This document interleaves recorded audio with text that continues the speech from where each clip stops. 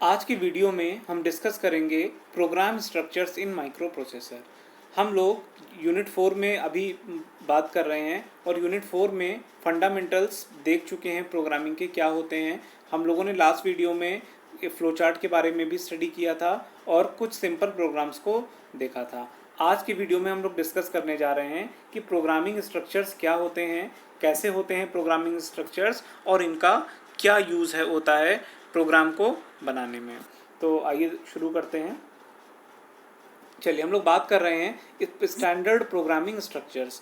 Programming structure से हमारा मतलब यहाँ पर ये है कि जब भी हम किसी प्रोग्राम को करने चलें तो सबसे पहले तो हमें उसका लॉजिक ज़रूर देखना पड़ेगा कि किस लॉजिक का यूज़ करते हुए इस प्रोग्राम को बेहतर ढंग से कर सकते हैं। और अगर आप इस लॉजिक को एनालाइज कर लेते हो तो इस लॉजिक के बेसिस पर ही प्रोग्राम के स्ट्रक्चर देखने को मिलते हैं। ये स्ट्रक्चर बेस्ड हो सकते हैं, पहला बताया जा रहा है जैसे कि सीक्वेंस पे बेस्ड हो सकता है। इस तरीके का जो स्ट्रक्चर होगा प्रोग्रामिंग का, इसमें सिंपली हम लोग एक सीरीज़ में एक इंस्ट्रक्शंस को देते चले जाएंगे और इन इंस्ट्रक्शंस के बेसिस पर प्रोग्राम का रिजल्ट हमारे सामने आ जाएगा। तो जनरली सिंपल तरह के जो प्रोग्राम्स होते हैं उनमें आप देखोगे कि हम लोग सीक्वेंस फॉलो करते हैं। हालांकि सीक्वेंसिंग तो सभी तरह के प्रोग्राम में आपको देखने को मिलेगी।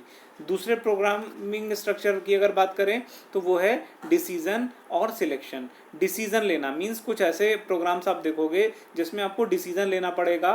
मीन्स कि दो नंबर्स हैं, कौन बड़ा है, तो आप कहोगे if A greater than B. इस तरीका का मीन्स जहाँ पर आपको एक डिसीजन लेना पड़े कि हाँ ये कंडीशन हो तो ये काम हो जाए, या फिर ये कंडीशन अगर फुलफिल ना हो तो ये काम हो जाए। इस तरीके का जो होगा वो हम देखेंगे प्रोग्रामिंग स्ट्रक्चर जो डिसीजन या सिलेक्शन के बेसिस पर। और तीसरा होता है जिसे हम बोल रहे हैं रिपीटेशन और आइटरेशन। रिपीटेशन से क्या मतलब है, एक लूप की बात की जा रही है कि मीन्स मान लीजिए कोई हम प्रोग्राम कर रहे हैं और किसी पर्टिकुलर लॉजिक को हमें बार बार रन करवाना है, जब तक एक स्पेसिफिक कंडीशन फुलफिल ना हो तब तक हम रिपीट करना चाहेंगे अपने प्रोग्राम को। इस तरीके का जो लॉजिक होगा इसको हम बोलेंगे रिपीटिशन या आइटरेशन प्रोसीजर। तो आइए एक एक करके हम लोग इनको देख लेते हैं कि ये क्या होते हैं। सबसे पहले हम लोग देख रहे हैं सीक्वेंस। जो सीक्वेंसिंग वाला प्रोग्रामिंग स्ट्रक्चर है उसको हम देखेंगे। तो कह रहे हैं कि एक सिंपल सीक्वेंस स्ट्रक्चर किस तरह का हो सकता है। फॉर एग्जांपल जैसा आप यहाँ पे डायग्राम में देख पा रहे हो, कुछ इस तरीके का कि आपको कोई प्रोग्राम लिखने को दिया गया, आपने उसके लॉजिक को एनालाइज किया, लॉजिक आपको समझ में आया और जब आपने पूरी प्रॉब्लम को एनालाइज कर लिया तो आप कहोगे कि हाँ इन इंस्ट्रक्शंस का यूज़ करते हुए हम इसको कर सकते हैं। तो सपोज़ जैसे हम लोगों ने लास्ट वीडियो में भी एग्जांपल्स देखे थे तो वो सीक्वेंस वाले पर ही बेस्ड थे। तो क्या इसमें होगा, आपको इंस्ट्रक्शंस देते चले जाना है और उन इंस्ट्रक्शंस के बेसिस पर ही आपका रिजल्ट आ जाएगा। ये प्रोग्रामिंग का सबसे सिंपल स्ट्रक्चर है। ज़्यादातर जितने छोटे प्रोग्राम्स हैं उनमें केवल सिंपल सीक्वेंस वाला स्ट्रक्चर ही आपको देखने को मिलेगा और सिर्फ सीक्वेंस में ही इंस्ट्रक्शंस को दे देने से और उनको रन करवा देने से आपका वैलिड रिजल्ट आ जाएगा। जैसे कि यहाँ पर डायग्राम में देख रहे हैं, कह रहे हैं पहले वाले में क्या बोल रहे हैं कि कह रहे हैं स्टेटमेंट 1 दिया, स्टेटमेंट 2 दिया, नेक्स्ट हम अगला स्टेटमेंट देंगे, देन अगला स्टेटमेंट। तो यहाँ पर स्टेटमेंट जो है वो एक तरह से इंस्ट्रक्शन को बिलोंग करता है। आप 8085 या 8086 स्टडी कर रहे हो, इसी 8085 या 8086 में ही आपको बोला जाएगा कि आप प्रोग्रामिंग करिए। तो आप उनके जो वैलिड इंस्ट्रक्शंस हैं उनका यूज़ करते हुए एक सीक्वेंस में उनको लिखोगे और प्रोग्राम को रन करवाओगे और अगर वो सब कुछ सही है तो आपका रिजल्ट भी आपको ज़रूर मिल जाएगा। तो होपफुली ये वाला सीक्वेंस आपको, ये वाला लॉजिक आपको समझ में आया होगा कि सीक्वेंस स्ट्रक्चर किस तरह का होता है। नेक्स्ट स्ट्रक्चर की हम लोग बात करते हैं, क्या है वो। नेक्स्ट स्ट्रक्चर है इफ़ देन एल्स स्ट्रक्चर। तो होपफुली इसके बारे में भी शायद आपने सुन ही रखा होगा। इफ़ देन एल्स स्ट्रक्चर क्या होता है, कह रहे हैं कि इसमें कंडीशन एक तरह की आती है। मींस इसमें आपको कोई डिसीजन लेना पड़ सकता है और कंडीशन आपको दी होगी, उस कंडीशन में एक या तो पॉजिटिव होगा या एक निगेटिव होगा। कह लीजिए या तो कंडीशन फुलफिल होगी या कंडीशन फुलफिल नहीं होगी। अगर कंडीशन फुलफिल है तो हम कहेंगे कि ये वाला काम परफॉर्म कर दिया जाए और अगर कंडीशन फुलफिल ना हो तो आप कोई दूसरा काम कहोगे तो वो काम परफॉर्म किया जाएगा। इस तरीके का जो स्ट्रक्चर होगा इसको हम बोलते हैं इफ़ देन एल्स स्ट्रक्चर। देखते हैं डायग्राम में आप देख पा रहे हो if then else structure diagram में समझाया गया है। कह रहे हैं कि सपोज करिए कि प्रोग्राम का एक पर्टिकुलर पीस यहाँ पे दिखाया गया है जहाँ पर इफ़ देन एल्स स्ट्रक्चर लगाया गया है। तो कह रहे हैं कि इसमें शुरुआत एक कंडीशन से होती है। कोई कंडीशन दी हुई है, सपोज कंडीशन दे दी गई दो नंबर्स को कंपेयर करने की, जैसे यहाँ पे लिखा हुआ है a is greater than b। तो डायमंड बॉक्स का यूज़ किया है, हम लोगों ने लास्ट वीडियो में पढ़ा था कि फ्लो चार्ट में जब भी कंडीशन आएगी डायमंड बॉक्स का यूज़ करेंगे। डायमंड बॉक्स के अंदर लिखा a greater than b, question mark लगा दिया। क्यों? क्योंकि या तो a b से बड़ा होगा या a b से छोटा होगा। तो कह रहे हैं अगर कंडीशन फुलफिल हो तो क्या करेंगे, इस तरीके का आप एरो लेते हुए ये कंडीशन लिख देंगे, एक स्टेटमेंट लिख देंगे कि अगर ये कंडीशन फुलफिल हो जाए तो ये काम हो जाए। और यहाँ पे कंडीशन में लिख दिया y equal to a plus B. कह रहे हैं कि अगर ये कंडीशन फुलफिल हो तो आप क्या कर दो, y equal to a plus B कर दो। अगर कंडीशन, अब दूसरी कंडीशन ये भी बनती है कि a b से बड़ा ना हो तो क्या होगा, तो कह रहे हैं कि दूसरी कंडीशन दे दी y equal to a minus B. तो कह रहे हैं ये दोनों ही चीज़ें पॉसिबल हैं। जब हम प्रोग्राम करते हैं तो तमाम तरह के लॉजिक्स को ध्यान में रखते हुए इसे करते हैं, और इसमें डिसीजन मेकिंग से रिलेटेड जितने भी प्रोसीजर्स हैं इफ़ देन एल्स स्ट्रक्चर का यूज़ करते हुए परफॉर्म किए जाते हैं और एक बहुत ही इंपॉर्टेंट रोल प्ले करते हैं प्रोग्रामिंग में। तो hopefully if then else structure आपको समझ में आया होगा। इसी से रिलेटेड कुछ और स्ट्रक्चर भी हैं जिसमें हमें डिसीजन लेना पड़ता है, आइए देखते हैं। चलिए नेक्स्ट है multiple if then else structure. नाम से ही पता चल रहा है multiple if then else structure से क्या मतलब हुआ, मीन्स जैसे एक ही लॉजिक लगा हुआ था, एक ही कंडीशन लगी थी, या तो यस हो रहा था तो एक स्टेटमेंट, नो हो रहा था तो एक स्टेटमेंट। लेकिन अब मल्टीपल का मतलब ये हुआ कि एक इफ कंडीशन लगेगी और उसकी कंडीशन के अंदर कोई दूसरी कंडीशन देखने को मिलेगी, फिर उसके अंदर कोई तीसरी कंडीशन देखने को मिलेगी। n नंबर्स ऑफ लूप आपको देखने को मिल सकते हैं। इस तरीके का अगर इफ देन एल्स स्ट्रक्चर के अंदर multiple if then else structure देखने को मिले तो इसी को बोल देते हैं नेस्टिंग ऑफ लूप, या फिर nesting of if then else structure, या फिर इसी को मल्टीपल इफ एल्स स्ट्रक्चर बोलते हैं। आइए देखते हैं यहाँ पर क्या हो रहा है, आइए देखते हैं, इसको डायग्राम को ध्यान ढंग से समझते हैं। चलिए कह रहे हैं कि ये कंडीशन लिखी हुई है कंडीशन 1, कंडीशन या तो सेटिस्फाई होगी या कंडीशन फॉल्स होगी, मतलब कंडीशन या तो ट्रू होगी या फॉल्स होगी। अगर कंडीशन ट्रू होती है तो क्या बोल रहे हैं, एक स्टेटमेंट लिख देंगे और वो वाला टास्क परफॉर्म हो जाएगा और एरो का यूज़ करते हुए नेक्स्ट लेवल पर प्रोग्राम को ले जाएंगे। अगर कंडीशन फुलफिल नहीं होती है, कंडीशन अगर नो हो जाती है तो क्या होगा, नो में इन्होंने क्या किया है, एक दूसरी कंडीशन लगा दी है। अगर नो हो ये वाली कंडीशन तो एक और कंडीशन दे दी है, कह रहे हैं इसको चेक कर लीजिए। अब ये कंडीशन में अगर ये कंडीशन वैलिड निकलती है, ट्रू निकलती है, तो एक स्टेटमेंट दे दिया, कह रहे हैं कि ये फुलफिल हो जाए। लेकिन अगर ये कंडीशन नो हुई तो फिर उसके अंदर एक और कंडीशन लगा दी, फिर अगर वो फुलफिल हो गई तो एक स्टेटमेंट दे दिया और कहा अगले लेवल पर चले जाइए। अगर वो नो हो गई तो हो सकता है कि एक और कंडीशन लगा दी हो। तो कह रहे हैं इस तरह के जब multiple if then else structure देखने को मिलते हैं तो इसी को हम क्या बोलते हैं, nesting of if then else structure, इसी को नेस्टिंग लूप कहा जाता है। तो कुछ ऐसे प्रोग्राम्स भी आपको देखने को मिल सकते हैं जहां पर आप multiple if then else structure का यूज़ करोगे, और एक वैलिड तरीका है, एक सही तरीका है कि हम कंडीशंस को इतने अच्छे ढंग से लगाएं प्रोग्राम में ताकि हम प्रोग्राम को छोटा कर सके। देखिए प्रोग्राम को, एक ही प्रोग्राम को लिखने के कई तरीके हो सकते हैं। हो सकता है कि आप किसी डिसीजन मेकिंग या इस तरीके की चीज़ ना कर रहे हो और तब भी प्रोग्राम हो जाए, पर हो सकता है कि बहुत सारे इंस्ट्रक्शंस यूज़ करने पड़े, काफ़ी लंबा प्रोग्राम हो जाए।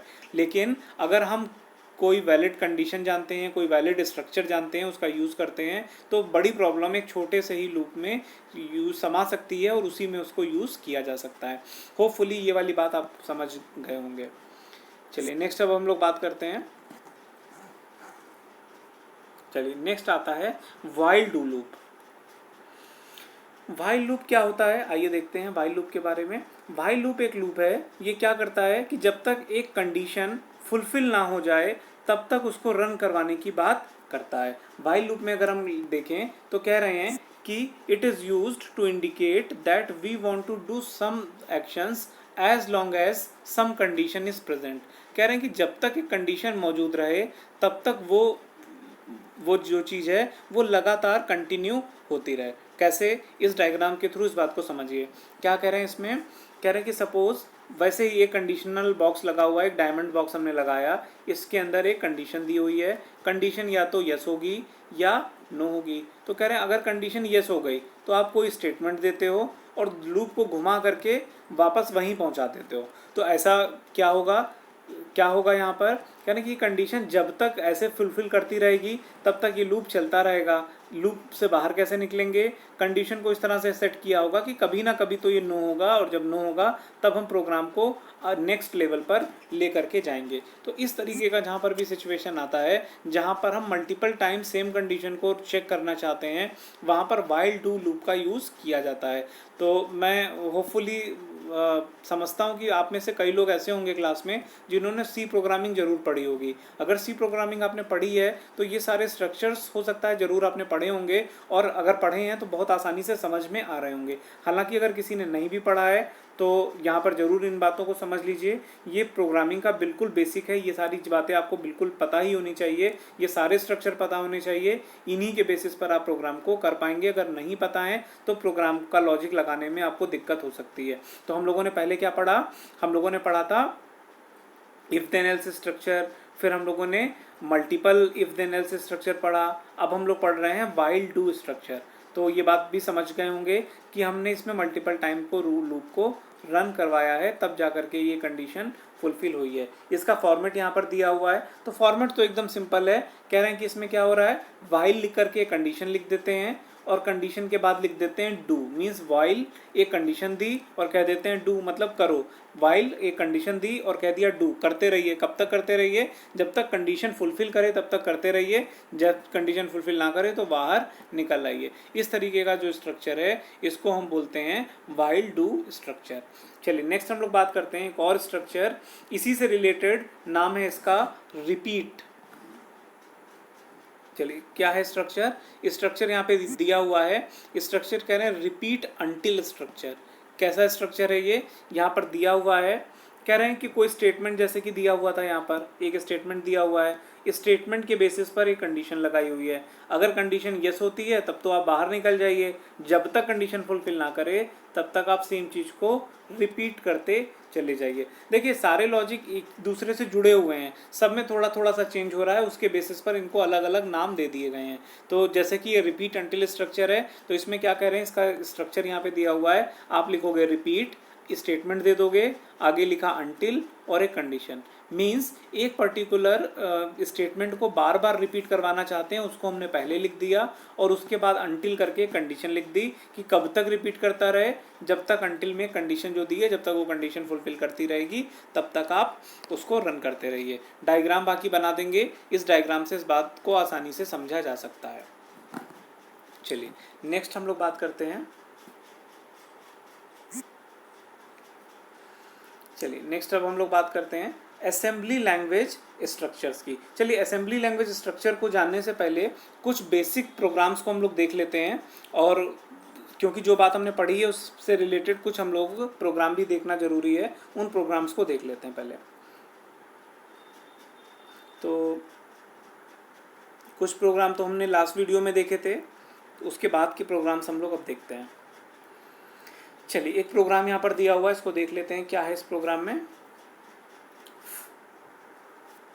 देखिए प्रोग्रामिंग में बहुत सारे स्टूडेंट्स ये कहते हैं कि प्रोग्रामिंग बहुत टफ है, प्रोग्रामिंग हम कैसे करें और क्या इसके पीछे लॉजिक है कि हम प्रोग्रामिंग को सही कर लें। देखिए प्रोग्रामिंग का सिर्फ एक ही फंडा होता है, आपको प्रोग्रामिंग से रिलेटेड जितना भी नॉलेज बेस है वो आपको तैयार रहना चाहिए। अगर वो नॉलेज बेस आपको तैयार है तो आप प्रोग्रामिंग बहुत ही आसानी से कर पाओगे। क्यों? क्योंकि प्रोग्रामिंग के बारे में एक बात कही जाती है कि खाली दिमाग से आप प्रोग्रामिंग नहीं कर सकते। प्रोग्रामिंग के लिए आपके पास बहुत ढेर सारे लॉजिक्स मौजूद रहने चाहिए, और जब आप असेंबली लैंग्वेज का प्रोग्राम कर रहे हो तो ये बहुत ज़रूरी है कि आपको उस लैंग्वेज में जिसमें प्रोग्राम करने को बोला गया है उसमें यूज़ होने वाले जो इंस्ट्रक्शंस हैं उनका आपको अच्छी तरह से नॉलेज हो। अगर आपको अच्छी तरह से नॉलेज होगा तो आप प्रोग्राम को आसानी से कर पाओगे, आपके माइंड में तुरंत क्लिक होगा कि हाँ ये वाला इंस्ट्रक्शन यहाँ पर लगा देना है। जैसे कि इस एग्जाम्पल में या इस प्रोग्राम में क्या दिया गया है स्टेटमेंट, आइए पढ़ते हैं इसका। कह रहे हैं find 2's complement of a number. 2's complement आपको निकालना है। कह रहे हैं find the 2's complement of a number stored at memory location 2200H। 2200H एक मेमोरी लोकेशन है, इसके अंदर एक डेटा होगा। हम जानते हैं कि मेमोरी लोकेशन के अंदर 8 बिट का डेटा होता है, और कह रहे हैं कि उसी 8 बिट का जो डेटा है वो आपको क्या करना है, उसी का 2's कॉम्प्लीमेंट निकाल लेना है। 2's कॉम्प्लीमेंट जब आप निकाल लेंगे तो उसके बाद जो उसका रिजल्ट आएगा उसको आप कहाँ पर स्टोर कर देंगे, 2300H वाले लोकेशन में स्टोर करवा देना है। सबसे पहले प्रोग्राम को हमें डिज़ाइन करना पड़ेगा। प्रोग्राम आपने समझ लिया है, अब हम प्रोग्राम को डिज़ाइन करेंगे। प्रोग्राम को डिज़ाइन करने के लिए या तो आप उसका एल्गोरिथम लिखते हैं या फ्लो चार्ट लिखते हैं। यहाँ पर फ्लो चार्ट बनाया हुआ है, आइए फ्लो चार्ट हम लोग देख लेते हैं कि कैसा इसका फ्लो चार्ट है। फ्लो चार्ट हम जानते हैं, एक ओवल बॉक्स, स्टार्ट से हम लोग शुरू करते हैं। हमने लिखा स्टार्ट। अब देखिए टूज कॉम्प्लीमेंट निकाला कैसे जाता है। अब कई लोगों ने कहा कि मुझे जो है प्रोग्रामिंग टफ लगती है, तो टफ आप बिल्कुल इजी लगेगी प्रोग्रामिंग अगर आपको लॉजिक पता होगा तो लॉजिक यहाँ पर क्या है, यहाँ पर टूज कॉम्प्लीमेंट निकाला जा रहा है। टूज कॉम्प्लीमेंट, अब जैसे कुछ लोग तो शॉर्ट ट्रिक से निकाल लेते थे टूज कॉम्प्लीमेंट, अब वो ट्रिक यहाँ पे नहीं चलने वाली है। आपको क्या करना है, आपको वैलिड प्रोसीजर पता होना चाहिए टूज कॉम्प्लीमेंट हम लोग कैसे निकालते हैं। दिया गया जो नंबर है हम लोग पहले उसका वंस कॉम्प्लीमेंट निकालते हैं, फिर वंस कॉम्प्लीमेंट में 1 जोड़ते हैं, निकल आता है टूज कॉम्प्लीमेंट। यानी कि क्या इसके स्टेप हुए, कह रहे सबसे पहले हमने अपने प्रोग्राम को स्टार्ट किया, स्टार्ट बॉक्स लगाया, गेट द नंबर, जिस नंबर का टूज कॉम्प्लीमेंट निकालना है वो नंबर हमने लिया। अब हम क्या करेंगे, सबसे पहले इस नंबर का टूज कॉम्प्लीमेंट निकालना है, स्टेप वाइज लेकिन करना है इस बात को।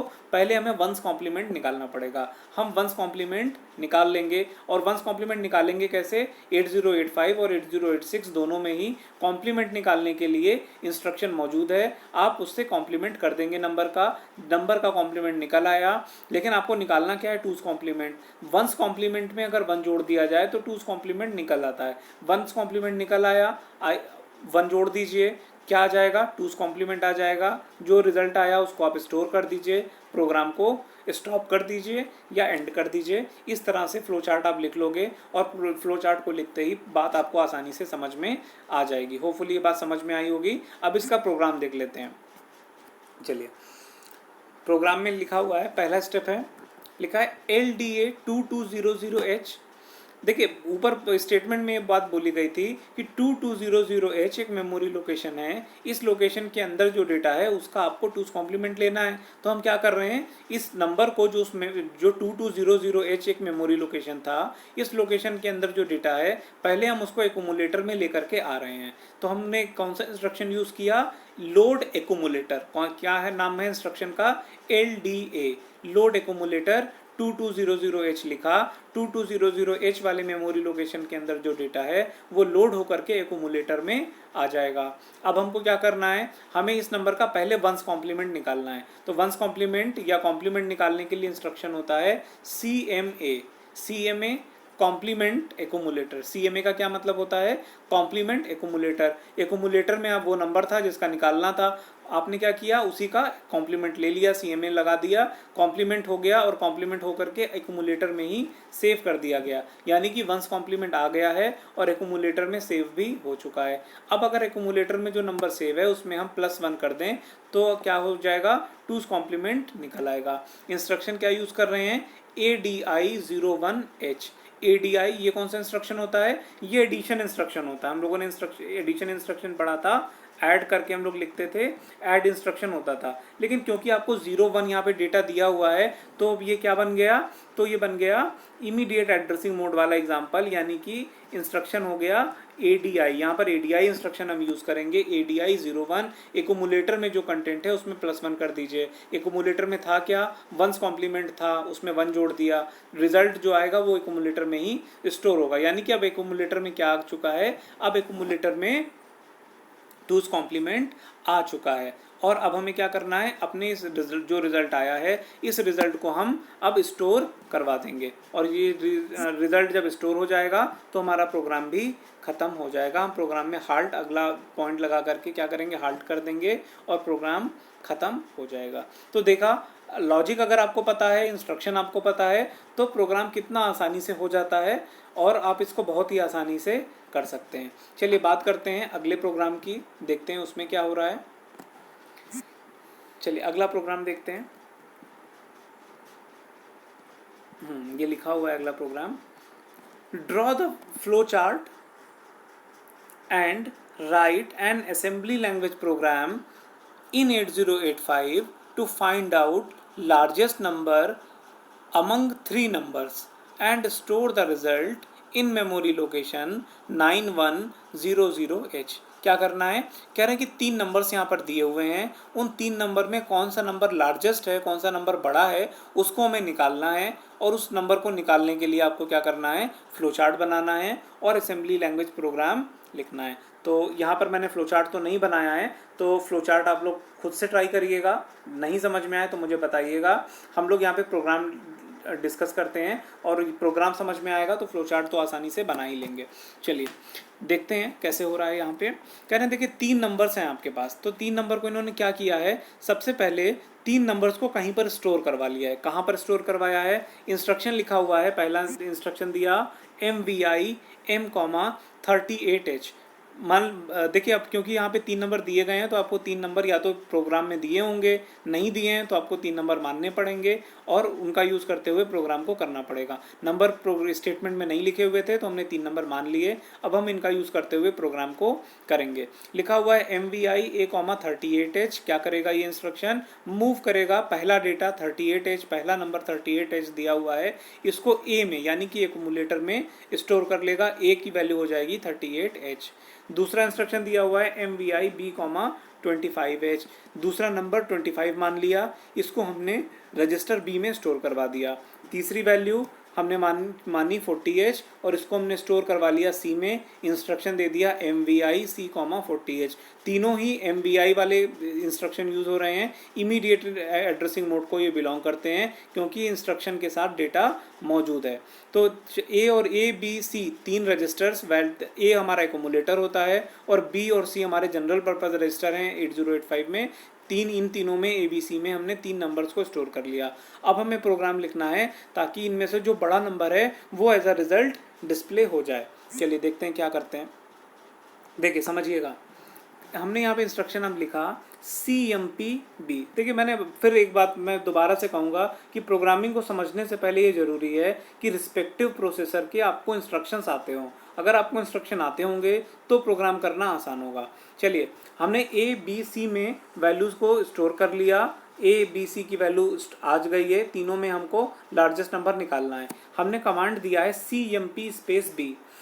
बताइए क्या करेगा ये इंस्ट्रक्शन, CMP कंपेयर इंस्ट्रक्शन है, कंपेयर करता है किसको किसको, एक एक्यूमुलेटर और जो भी वैल्यू दी होती है। मतलब यहाँ पे रजिस्टर B दिया हुआ है और एक्यूमुलेटर यहाँ पर हिडन होता है। A और B की वैल्यू को क्या करेगा, कंपेयर करेगा और कंपेयर करके क्या करेगा, कंपेयर के बेसिस पर फ्लैग्स को ये अपडेट करता है। कौन कौन से फ्लैग को अपडेट करता है, कैरी फ्लैग की वैल्यू को चेंज कर देता है, जीरो फ्लैग की वैल्यू को चेंज कर देता है, पैरिटी फ्लैग की वैल्यू को बदल देता है, इस तरह से काम करता है। तो यहाँ पर हमारा मतलब जो है यहाँ पर इस बात से है कि जब भी हम ये कंपेयर करेंगे तो कंपेयर करने के बाद जो रिजल्ट आने वाला है उस रिजल्ट में कैरी फ्लैग की वैल्यू क्या अपडेट होती है। हम जानते हैं कि A और B को जब कंपेयर करेंगे, अगर A बड़ा होगा B बड़ा होगा तो कैरी 0 रहेगा, अगर B बड़ा निकला तो कैरी की वैल्यू 1 होगी। देखिए ये बात मैंने क्लास में भी आपको समझाई थी, कंपेयर इंस्ट्रक्शन कैसे काम करता है। ये काम करता है इस तरह से काम करता है जैसे हम एक नंबर में से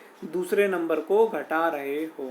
जैसे कि अगर लिखा है CMP-B, इसका मतलब क्या हुआ, A में B को हम घटा करके देखेंगे और उसके बेसिस पर डिसाइड करेंगे कि कौन बड़ा है। हालांकि इसका जो रिजल्ट आएगा उस रिजल्ट को कहीं पर भी स्टोर नहीं करते हैं कंपेयर इंस्ट्रक्शन में, केवल रिजल्ट के बेसिस पर आपको फ्लैग अपडेट करने हैं, कैरी फ्लैग, जीरो फ्लैग और साइन फ्लैग। इन 3 फ्लैग की वैल्यू को हम लोग अपडेट कर लेते हैं इसके बेसिस पर। तो कह रहे हैं कि अगर A बड़ा होगा B छोटा होगा और अगर हम कंपेयर करेंगे तो जो रिजल्ट हमेशा पॉजिटिव आएगा और उसके बेसिस पर कैरी की वैल्यू हमेशा 0 ही रहेगी। लेकिन अगर B बड़ा हुआ A छोटा है तब हम कंपेयर करते हैं इसी प्रिंसिपल का यूज़ करते हुए, तब कैरी की वैल्यू 1 आने लगेगी। क्यों, क्योंकि नीचे वाली नंबर बड़ी है और ऊपर वाली वैल्यू छोटी है। इसी कॉन्सेप्ट का यूज़ करते हुए इस प्रोग्राम में लॉजिक लगाया गया है। क्या लॉजिक लगाया गया है आइए हम लोग देखते हैं। चलिए देखिए यहाँ पर हमने कहा कंपेयर A और B को आप कंपेयर करिए, तो या तो A बड़ा होगा या B बड़ा होगा। अब A अगर बड़ा होगा तो कैरी की वैल्यू जो है CY फ्लैग की वैल्यू 0 आई होगी, लेकिन अगर A छोटा होगा तो कैरी फ्लैग की वैल्यू 1 आई होगी। हम किसी एक कंडीशन को अभी मान लेते हैं। सपोज हमने मान लिया कि A बड़ा है, अगर A बड़ा है तो हम जान गए, क्या जान गए कि CY = 0 आया होगा। अब हम देखते हैं अगले में क्या लिखा हुआ है। अगला लिखा हुआ है JNC 900BH। JNC याद करिए कौन सा कमांड है ये है जंप इंस्ट्रक्शन के अंतर्गत आने वाला एक इंस्ट्रक्शन है। जंप कैटेगरी में कई इंस्ट्रक्शंस होते हैं, उसी में से एक इंस्ट्रक्शन था jump no carry. Means jump no carry का क्या मतलब होता था कि जंप करवा दीजिए। कहाँ पर जंप मतलब कब करवाइए, जब कैरी ना हो। और हमने देखा अगर ए और बी को हमने कंपेयर किया और अगर ए की वैल्यू बड़ी थी तो सी वाई की वैल्यू 0 आई थी, मतलब कोई कैरी नहीं आ रहा था। ठीक उसी के बाद अगर हमने जेएनसी इंस्ट्रक्शन दिया जो जंप ऑन नो कैरी कर देता है, तो यानी कि यहाँ पर अब नो कैरी वाली कंडीशन फुलफिल हो रही है, तो ये जंप करवा देगा कहाँ पर, 900B पर। और 900B क्या है, एक तरह का कह लीजिए कि एक लेबल यहाँ पे बनाया गया है ताकि प्रोग्राम को हम एक दूसरी जगह मूव कर रहे हैं। मीन्स हम प्रोग्राम के नॉर्मल रूटीन से हट रहे हैं। मतलब कहने का मतलब ये हुआ जेएनसी के ठीक बाद जो अब इंस्ट्रक्शन है ये वाला इंस्ट्रक्शन MOVAB ये एग्जीक्यूट ना हो करके 900B जहाँ पे लिखा हुआ है वहाँ पे प्रोग्राम का कंट्रोल चला जाएगा और नेक्स्ट इंस्ट्रक्शन कौन सा देखा जाएगा, जो वहाँ पर लिखा होगा उसको देखा जाएगा। ये MOV वाला जो है ये फिलहाल प्रोसेस नहीं होगा। ये बात आपको जंप इंस्ट्रक्शन से समझ में आनी चाहिए। चलिए बात समझ गए होंगे तो अब समझ रहे होंगे। तो देखिए हमने यहाँ पे क्या किया, CMP A, B मान लिया कि A बड़ा था तो कोई कैरी नहीं आया। कैरी नहीं आया तो ये वैल्यू जंप हो गई। जंप होकर के कहाँ चली गई, यहाँ पे चली गई। यहाँ पे क्या लिखा हुआ है, CMP C। तो यहाँ पर किसको किसको कंपेयर करेंगे, A और C को कंपेयर करेंगे। देखिए ये ऊपर डिसाइड हो चुका है कि A और B में A बड़ा है, और अब अगर A बड़ा है तो अब A को आप C से भी कंपेयर कर लीजिए। अगर अभी भी A बड़ा निकला तो A ही सबसे बड़ा है। समझ पा रहे हैं इस बात को। तो यही चीज़ यहाँ पर चेक की जा रही है। हमने एक कंडीशन मानी थी कि A और B में A बड़ा है और उस नीचे हम आ गए, C के साथ चेक कर लिया। अगर अभी भी ये बड़ा है, देखिए अब क्या होगा, अभी भी दो कंडीशन बनती है कि या तो A बड़ा होगा या C बड़ा होगा। मान लिया A बड़ा है तो A बड़ा होगा तो फिर से कैरी की वैल्यू 0 रहेगी। लिख दिया JNC 9010H, 9010 पर भेज दे रहे हैं और वहाँ पर क्या कर रहे हैं, STA 9100H लिखा हुआ है। इसका मतलब क्या हुआ, तो कह रहे हैं कि अगर यहाँ पर भी A बड़ा निकला C से तो इसका मतलब है A ही सबसे बड़ा है, और A ही सबसे बड़ा है तो हमारा प्रोग्राम एक तरह से खत्म हुआ। इन्होंने यहाँ पर मूव कर दिया प्रोग्राम को, जहाँ पर कह रहे हैं store the content of accumulator in this memory location. कह रहे हैं 9100 लोकेशन एक है, इसमें आप A की वैल्यू को स्टोर कर दीजिए क्योंकि A ही सबसे बड़ा है, और जो सबसे बड़ा वैल्यू थी उसको आपको प्रोग्राम के स्टेटमेंट के अकॉर्डिंग 9100H वाली मेमोरी लोकेशन में स्टोर करवाना था। वो काम हुआ और इसके बाद आप हाल्ट कर सकते हो। तो इस तरह से ये वाला प्रोग्राम पूरा हुआ। तो हमने केवल अभी एक कंडीशन ही देखी है कि अगर A बड़ा निकला। अब हम दूसरी बात कर लेते हैं। नेक्स्ट और क्या हम बात कर सकते हैं, देखिए फिर से ऊपर चले जाते हैं। हमने कहा CMP B लिखा हुआ है, A और B को कंपेयर किया तो अभी हमने मान लिया था A बड़ा था, लेकिन मान लीजिए B बड़ा हुआ तो क्या होगा। अगर देखिए B बड़ा होगा तो कंपेयर इंस्ट्रक्शन के बाद कैरी फ्लैग की वैल्यू क्या हो जाएगी, 1 हो जाएगी। समझ पा रहे हैं इस बात को, समझ गए होंगे। तो कह रहे हैं कि अब CY की वैल्यू 1 आ गई। नीचे इंस्ट्रक्शन दिया हुआ है JNC 900BH, कह रहे हैं जंप ऑन नो कैरी, कह रहे हैं कि जंप कर जाइए अगर नो कैरी हो। तो क्या क्या कैरी 0 है, कैरी तो अब 0 नहीं है, कैरी तो 1 है। तो अब ये जंप नहीं करेगा, यानी कि अब ये जंप नहीं करेगा। तो जंप नहीं करेगा तो क्या करेगा, इसके बाद वाला जो इंस्ट्रक्शन है उसको फुलफिल करेगा। और इसके बाद वाले इंस्ट्रक्शन में क्या लिखा हुआ है, मूव A, B। कह रहे हैं B की वैल्यू को A में मूव करा दीजिए। B की वैल्यू को हमने A में मूव कराया क्यों, ये भी समझ लीजिए। इसलिए करवाया क्योंकि अगर देखिए ये वाला प्रोसीजर तभी फॉलो हो रहा है ना जब B आपका बड़ा है, और B अगर बड़ा है तो हमने अब B की वैल्यू को A और B में डिसाइड हो गया कि B बड़ा है, तो B की वैल्यू को हमने A में मूव करा लिया, जिससे ये हो कि अभी तक जितना हमने काम किया है उसके अकॉर्डिंग जो बड़ी वैल्यू है वो A में आ चुकी है। इसके बाद अब क्या कर रहे हैं, B की वैल्यू को हमने A में मूव करवा लिया और कह रहे हैं कि उस बड़ी वैल्यू को अब आप क्या करिए, C के साथ कंपेयर कर लीजिए। अगर C के साथ कंपेयर करने में भी वो वैल्यू बड़ी है तो आप कहाँ पे चले जाइए, यहाँ पे चली जाइए क्योंकि वही नंबर सबसे बड़ी है, और रिजल्ट को स्टोर करवा लीजिए। लेकिन यहाँ पर फिर से एक और कंडीशन बनती है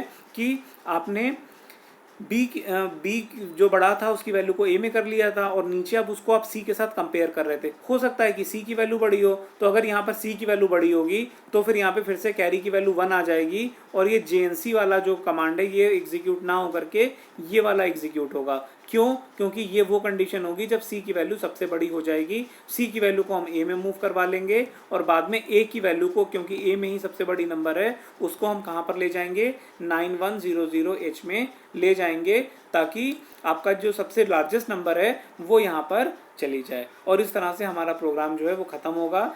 इस तरह से हमने क्या देखा? 3 नंबर्स जो कि 38h, 25h या 40h 3 नंबर्स दिए हुए थे। इन 3 नंबर्स में से कौन सा नंबर बड़ा था ये हमने फाइंड आउट कर लिया। और होपफुली ये बात आप लोग बहुत अच्छे तरह से समझ गए होंगे। कुछ हमने इंस्ट्रक्शंस का यहाँ पर यूज़ किया है। अगर आपको प्रोग्राम में नहीं कुछ भी नहीं समझ में आया है तो एक बात आप ज़रूर मानिएगा कि आपको इंस्ट्रक्शन में कोई कन्फ्यूज़न है, आप इंस्ट्रक्शन की डेफिनेशन जो मैंने कॉप क्लास में करवाई थी, आप ज़रूर वहाँ पर जाइए, देखिए JNC कमांड क्या करता है, CMP क्या करता है, MVI क्या करता है, STA क्या करता है। अगर आपको इन इंस्ट्रक्शन की डेफिनेशन पता होगी, बहुत आसानी से इस बात को, जो लॉजिक मैंने यहाँ पे समझाया है, आप समझ गए होंगे। तो दोबारा एक बार नहीं अगर समझ पाए हैं, इन इंस्ट्रक्शंस की डेफिनेशन को पढ़िए, रिकॉल करिए, दोबारा से इस वीडियो को वॉच करिए, आप ज़रूर समझ पाएंगे कि इस प्रोग्राम में क्या लॉजिक लगा और कैसे हमने 3 नंबर्स में से बड़ी नंबर को फाइंड आउट कर लिया। तो होपफुली ये बात आप समझ गए होंगे। तो ठीक है, अभी तो हम लोगों ने 3 नंबर में बड़ी नंबर, आपको ऐसा भी प्रोग्राम पूछा जा सकता है कि एक सीरीज़ में कई सारे नंबर्स दिए हुए हैं, उनमें से बड़ा नंबर निकालिए। मतलब 3 नंबर नहीं, हो सकता है 5 दिए जाएं, हो सकता है 10 दिए जाएं, हो सकता है 8 दिए जाएं, 7 दिए जाएं। तो जितने भी दिए जाएंगे उतने नंबर आप इनपुट करवाओ और उसमें बताओ कि कौन सा नंबर बड़ा है। तो उसके लिए लॉजिक क्या होगा उसको हम लोग नेक्स्ट फर्दर जो वीडियो बनाएंगे उसमें देखेंगे। आज के वीडियो में हम लोग इतना ही रखते हैं। होपफुली ये वीडियो आपको समझ में आया होगा। अगर वीडियो में कोई समस्या है, कोई बात आपको नहीं समझ में आई है, तो आप मुझे कमेंट करके ज़रूर बताइए, ताकि आपकी जो कन्फ्यूज़न है उसको दूर किया जा सके। Thank you all of you. तो मिलते हैं हम लोग अगले वीडियो में। आज के लिए इतना ही।